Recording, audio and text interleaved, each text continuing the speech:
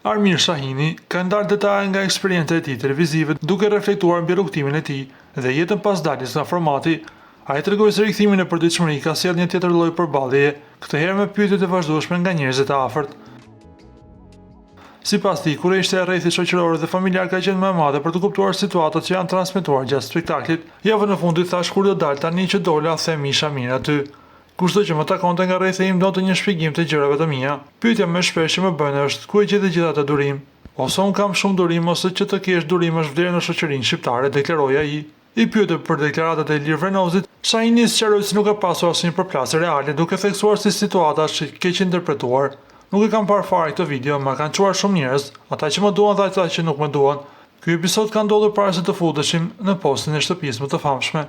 Kam qenë me Monikën dhe Arbrin, pyesën ata të thonë çfarë ka ndodhur. Nuk ka pasur asgjë mes nesh, u përgjigj ai. Sa i përket gabimeve gjatë rrugtimit, ai pranoi se presioni i lojës ndikon në reagime. Perfekt është vetëm Zoti, disa gabime janë dhe pjesë e turisnisë dhe kur përballesh me uljen e dinjitetit, kur të dalin fjalë që në fjalorin tim jashtë nuk e kam, deklaroi ai. Në fund ai komentoi dhe raportin me Selinën duke e përshkruar si një ndjenjë të pastër njerëzore.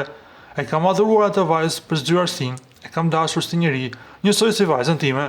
Nuk më pëlqente në atë aspekt, por e kisha ndjenjë njerëzore, si vajzën time, si ta shpjegoj, u shpreh miri.